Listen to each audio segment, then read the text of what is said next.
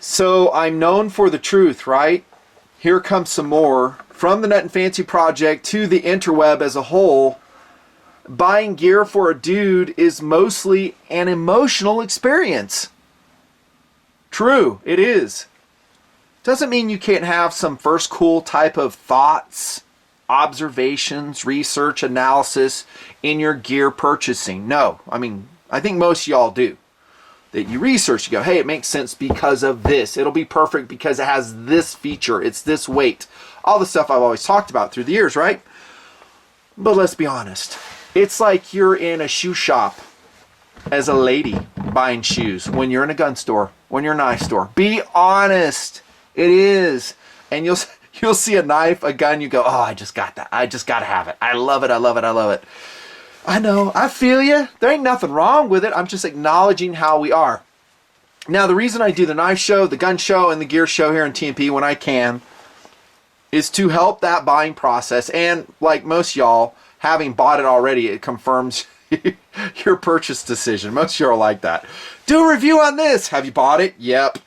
Okay. That's honestly how it goes frequently here in TMP. And nothing wrong with that. It's just hilarious to me.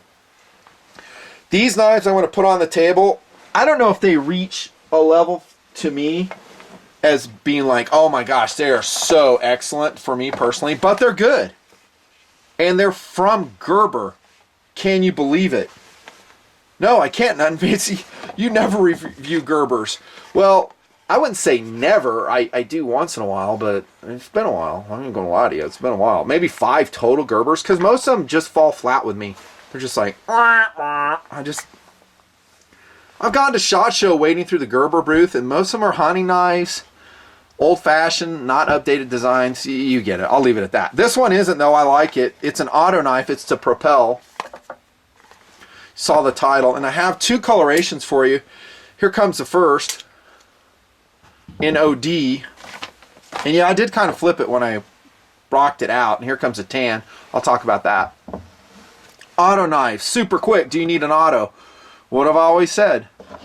No, you don't. I mean, for second cool, I think that they still hold a mystique with some people. They're like, oh, it's an auto knife. It's cool. Not with me. I don't freaking care. I run a manual action about 99% of the time these days, you know? I just rock the manual actions. I like them. I mean, I'll be carrying a Spyderco Endura HAP 40 with a zip tie in it, and I'll be completely happy. It's like 3.4 ounces, full size, EDC tactical blade.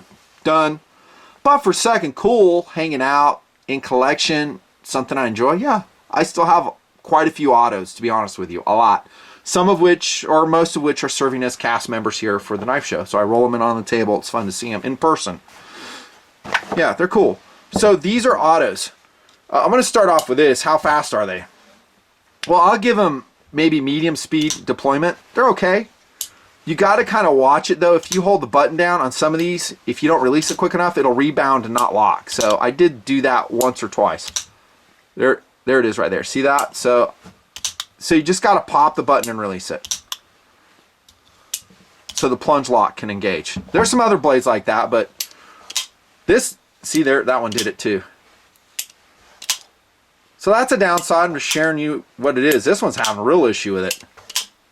There it is. So when I did this, I popped it, hit the table. That's why, to ensure. Now you could say, well, what's the purpose of it being auto if it's not 100%? Guess what? I totally agree with that. I could not agree more.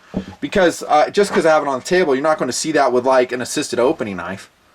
So this is 1870 Knockout No D by Kershaw. Awesome. Link in the bottom.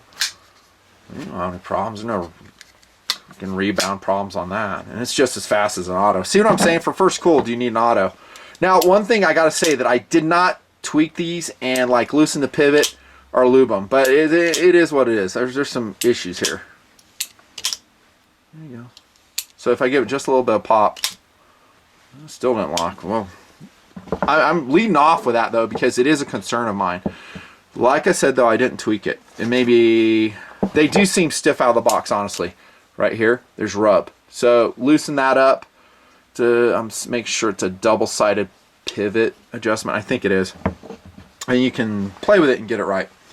Okay, philosophy of use, tactical blade. Yeah, there's some high traction G10 on there we'll look at here in just a second. You could, I think mostly it's a collectible. People would like it, maybe hate it. I don't know. And, you know, just run it for that. Tactical, I would say probably not, just because I don't have a traction plan topside. Let's see what the weight is. These are not ultra light because they're going to be a kind of a composite structure of, I think, the steel liners in there. I was just reviewing another knife that had one. Yeah, it's steel lined. Yeah, you can see the nesting right here. That's going to add some weight. I'll say 4.8. Ooh, it's more than I thought. And no, I didn't weigh him beforehand. So that's a little bit portly for me. Maybe for you, you love it. You go, hey, that's no problem at all.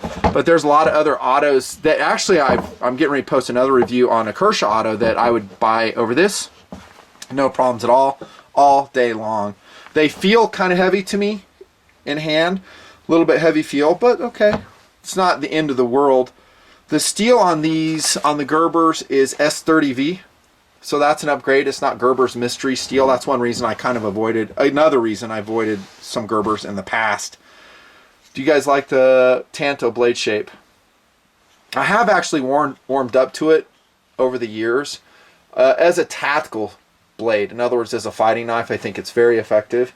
As an EDC blade, maybe not so much, because what do I do with my EDC knives? Food prep, open packages, all the stuff I talked about. So I like to have a belly, like a standard clip or drop point that has a roll that can roll cut. Also, you're going to basically do 2 sharpenings on them. This one you'll be doing 3 if you ever use the serrations enough, which I don't see anyone doing, by the way. Every time I gear check you guys, you have a serrated knife. The serrations are great, and by the way, you don't have a lot of wear on your knives. That's what I'm seeing. I see a lot of new knives coming out of pocket. But at least it isn't a chisel grind. I like that. It's a standard grind on the Gerber Propel. I do like the plain edge one better. I could take it either in black or in this stone washed S30V. Unsharpened swedge at the top. Let's check how sharp it is out of box. This is 2 cards. I would say pretty excellent. Relief edge is about right. It's not polished. Almost every factory edge will be striated like that. I kind of wish it was nice and polished like I do when I sharpen it. Nice flats for consistent angle sharpening device too, like an Edge Pro Apex, like I've said forever. And I've talked about the speed already. I'm going to kind of, the speed and lockup I think are my reservations. Here goes again. This tan one's having a lot of issues.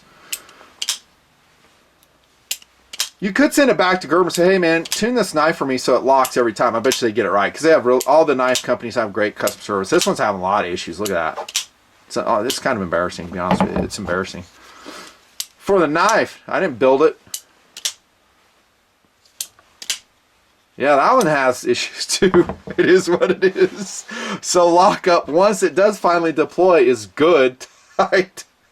There's a little bit of wiggle left and right. I'm laughing because it's just so funny. I love just showing that. It's just, I know guys are just going to go off, I would never buy that.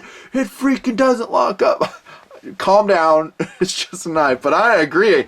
I agree with you, and it's definitely going to be reflected in my my likability scale. Oh, by the way, this is a tactical knife review, right? I guess I ought to put something tactical on the table. Let's do this. How about a Gen 4 Distributors exclusive Glock 17 Patriot Brown Cerakoted slide. This is by Davidson's. It's wearing an FD colorized Streamlight TLR1 HL. Super excellent weapon light.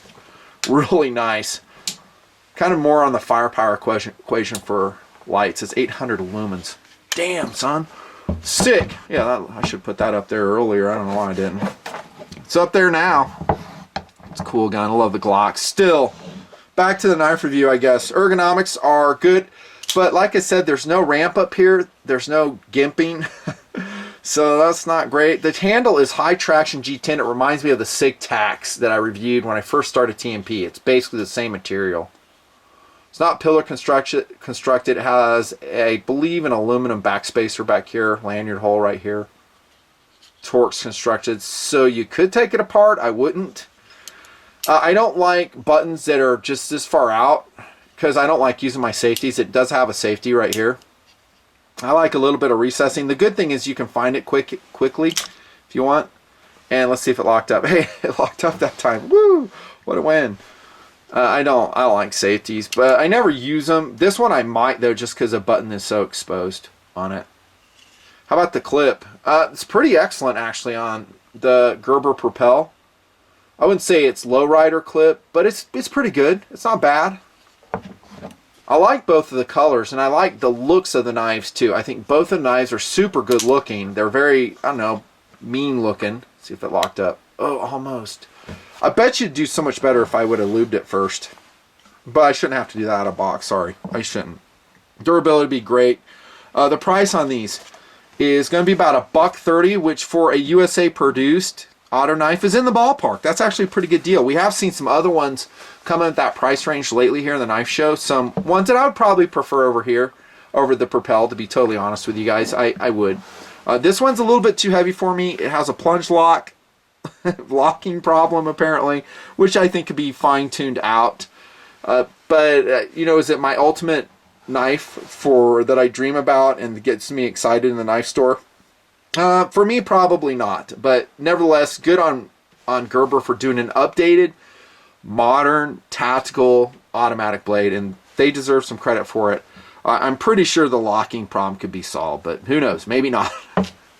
All done. Not feature length. See ya.